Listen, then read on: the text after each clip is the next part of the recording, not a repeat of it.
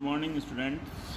आज BSc second year में electronic spectrum के आगे बढ़ाते हुए आज अपन जो टॉपिक पढ़ रहे हैं वो है संयुग्मन का प्रभाव, effect of conjugation.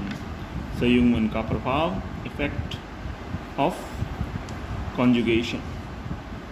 Effect of conjugation, conjugation होने पर क्या इफ़ेक्ट पड़ता है यूवी स्पेक्ट्रोस्कोपी पर, उसके बारे में अपन चर्चा करेंगे। तो यूवी स्पेक्ट्रोस्कोपी पर कॉन्जुगेशन का प्रभाव। यूवी स्पेक्ट्रोस्कोपी में क्या होता है कि इलेक्ट्रॉन जो है निम्न ऊर्जा स्तर से उच्च ऊर्जा स्तर में, निम्न ऊर्जा स्तर से उच्च ऊर्जा स्तर में स्थापित होता है या संक्रमण करता है, तो उसी क्रम में अपन संयुग्मन का प्रभाव भी देखेंगे। जैसे संयुग्मन के प्रभाव के लिए मैं आपके सामने 3 एग्जाम्पल रखता हूँ। पहला एथीन, इसकी स्ट्रक्चर होती है CH2 डबल बॉन्ड CH2। दूसरा एग्जाम्पल अपन ले लेते हैं 1,3-ब्यूटाडाइईन, CH2 double bond CH, single bond CH, double bond CH2। तीसरा एग्जाम्पल अपन ले लेते हैं हेक्सा 1,3,5-ट्राईईन, CH2 double bond CH, single bond CH, double bond CH, single bond CH and double bond CH2, hexatriene. पहली बात करें एथीन की, तो एथीन में केवल एक पाई कक्षक है, या एक पाई बॉन्ड प्रेजेंट है, एक पाई बॉन्ड, ठीक है। इसमें बात की जाए 1,3-ब्यूटाडाइईन, इसमें 2 पाई बॉन्ड है, 2 पाई बॉन्ड। और इसमें अगर बात की जाए तो इसमें पाई बॉन्ड उपस्थित हैं 3 पाई बॉन्ड, 3 पाई बॉन्ड्स, ठीक है। कॉन्जुगेशन देखो, एथीन में एक ही पाई बॉन्ड है, लेकिन 1,3-ब्यूटाडाइईन में 2 पाई बॉन्ड है, double bond, single bond, double bond. तो ये अल्टरनेट मैनर में है, और अगर अल्टरनेट मैनर में होता है तो उसमें संयुग्मन की संभावना रहती है। हेक्सा 1,3,5-ट्राईईन को देखें तो उसमें 1, 2 और 3 पाई बॉन्ड हैं, तो वो भी alternate, double bond, single bond, double bond, single bond, double bond, इसमें भी अल्टरनेट मैनर में। जब अपन एथीन की बात करेंगे तो एथीन में क्या होगा बच्चों कि एथीन में केवल एक ही पाई बॉन्ड होंगे, तो 2 कक्षक बनेंगे, 2 मॉलिक्यूलर ऑर्बिटल बनेंगे। एक बनेगा पाई बॉन्ड का BMO और एक बनेगा ABMO। तो BMO, ये BMO बना देता हूँ मैं, BMO, और इसी के नीचे, इसी के ऊपर ये पाई और ऊपर वाला हो गया पाई स्टार। जब इलेक्ट्रॉनिक संक्रमण होगा, इलेक्ट्रॉनिक ट्रांजैक्शन जब होगा, तो इलेक्ट्रॉनिक ट्रांजैक्शन कहाँ से कहाँ होगा देखिएगा, ये पाई कक्षक, पाई, और ये पाई स्टार। तो इलेक्ट्रॉनिक ट्रांजैक्शन पाई से पाई स्टार की ओर होगा, ये इलेक्ट्रॉनिक ट्रांजैक्शन होगा। और इस इलेक्ट्रॉनिक ट्रांजैक्शन के लिए अपन को जो ऊर्जा की जो आवश्यकता होगी वो ज़्यादा होगी, क्योंकि E is inversely proportional to lambda. तो अगर लैम्डा का मान कम आता है, लैम्डा अगर डिक्रीज होगा तो एनर्जी इंक्रीज होगी, और इसके लिए जो लैम्डा का मान है वो 169 नैनोमीटर होता है, ठीक है। इतनी कम तरंग दैर्ध्य है तो ऊर्जा बहुत ज़्यादा चाहिए इस पर।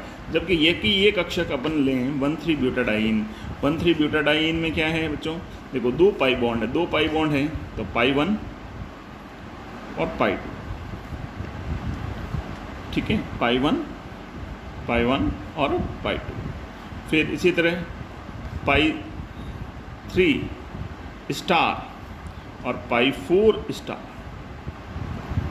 अब देखिए, जो अपन पाई 2 से पाई 3 में देखें तो एनर्जी गैप कम हो गया है, और अगर यहाँ से इलेक्ट्रॉनिक संक्रमण होता है तो इलेक्ट्रॉनिक संक्रमण के लिए जो तरंग दैर्ध्य चाहिए वो 217 नैनोमीटर होगी, यानी बहुत कम ऊर्जा से अपना काम हो रहा है और इलेक्ट्रॉन आसानी से तो ये जो कक्षकों के बीच में ऊर्जा अंतराल कम हुआ है वो किन किन बीच में संक्रमण हो रहा है। देखो यहाँ जो पहले वाले में जो पाई इलेक्ट्रॉनिक संक्रमण हो रहा है वो पाई से पाई स्टार में हो रहा है, जबकि यहाँ पाई 2 से पाई 3 स्टार में हो रहा है।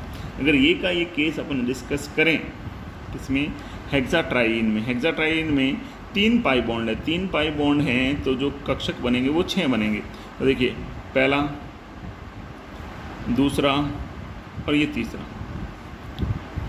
पाई 1, पाई 2, पाई 3, पाई 4 स्टार, पाई 5 स्टार और पाई 6 स्टार। अब इसमें इन दोनों के बीच का जो अंतराल है वो और भी कम हो गया, और भी कम हो गया है, तो आसानी से इलेक्ट्रॉन ट्रांजैक्शन कर जाएगा। इसमें इलेक्ट्रॉनिक ट्रांजैक्शन जो होगा वो पाई 3 से पाई 4 स्टार में होगा। यानी जैसे जैसे संयुग्मन बढ़ रहा है वैसे वैसे तरंग दैर्ध्य का मान बढ़ता जा रहा है, और तरंग दैर्ध्य का मान बढ़ेगा तो ऊर्जा की कम आवश्यकता हो। हेक्सा-13 ब्यूटाट्राईन में जो इलेक्ट्रॉन जा रहा है पाई 3 से पाई 4 में जा रहा है, इसके लिए जो तरंग दैर्ध्य की आवश्यकता है 257 नैनोमीटर। इन तीनों तरंग दैर्ध्यों को अपन डिस्कस करें, अगर एथीन में जो तरंग दैर्ध्य चाहिए वो है 169 नैनोमीटर, ठीक है। फिर दूसरे में जो चाहिए 217 नैनोमीटर है, और तीसरे में जो चाहिए वो 257 नैनोमीटर है। तो और अपन जानते हैं कि E is inversely proportional to lambda. Lambda अगर इंक्रीज हो रहा है तो एनर्जी क्या होगी, डिक्रीज। तो एनर्जी डिक्रीज होगी तो कहाँ पर, इन तीनों की अगर बात की जाए तो कहाँ पर इजीली संक्रमण हो जाएगा, हेक्सा-13 ट्राईन में। तो ये जो संयुग्मन के कारण ये कक्षक बने हैं, जैसे पाई 4 और पाई 3, ये पाई 2 और पाई 3, इन कक्षकों का एक नया नाम दे दिया जाता है। एक नाम दिया जाता है होमो और एक नाम दिया जाता है LUMO. HOMO and LUMO. HOMO का मतलब highest occupied molecular orbital, highest occupied molecular orbital. और लूमो का मतलब क्या हुआ, लीस्ट अनऑक्यूपाइड मॉलिक्यूलर ऑर्बिटल। इस तरह से अपने पास कितने कक्षक हो गए, होमो और लूमो। यानी संयुग्मन होने पर इलेक्ट्रॉन कहाँ से कहाँ जाएगा, होमो से मूव करके कहाँ जाएगा बच्चों, लूमो में जाएगा। होमो से इलेक्ट्रॉन मूव करके लूमो में पाएगा। यानी जब संयुग्मन होता है तो बहुत सारे ऊर्जा स्तर कक्षक एक दूसरे के पास आ जाते हैं, और पास आने से इलेक्ट्रॉनिक जो संक्रमण है वो बड़ी ही आसानी से संपन्न हो जाता है। बड़ी ही आसानी से संपन्न होने के कारण संयुग्मन और कम ऊर्जा की आवश्यकता, बड़ी से आसानी से संपन्न होने के कारण कम ऊर्जा की आवश्यकता होती है, जिससे इलेक्ट्रॉन आसानी से मूव कर जाता है। जैसे ये तीनों एग्जाम्पल में तो देखो, एथीन जो था, एथीन में होमो और लूमो वाली कंडीशन नहीं थी, केवल 2 ही कक्षक थे। लेकिन जैसे 1,3 ब्यूटाडाईन हुए तो 4 कक्षक बने, 4 अणुकक्षक बने। उनमें पाई 1, पाई 2, पाई 3 स्टार और पाई 4 स्टार। तो पाई 2 और पाई 3 स्टार एकदम पास पास में हो गए।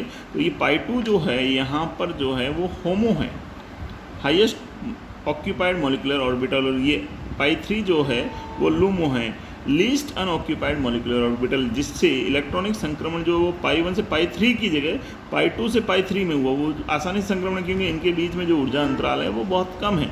ऊर्जा अंतराल है तो आसानी से संक्रमण हो गया, और कितने तरंग दैर्ध्य पे 217 नैनोमीटर पे हो गया। इसी तरह हेक्सा-13 ट्राईन की बात की जाए तो हेक्सा-13 ट्राईन में पाई 1, पाई 2, पाई 3, पाई 4 स्टार, पाई 5 स्टार और पाई 6 स्टार इलेक्ट्रॉनों के जो संक्रमण होगा वो पाई 3 स्टार से पाई 4 स्टार की ओर होगा, और इसके लिए जो ऊर्जा चाहिए वो 257। तो यानी कि पाई 3 यहाँ पर क्या हुआ, होमो हुआ, पाई 4 यहाँ पर क्या हुआ, लूमो हुआ।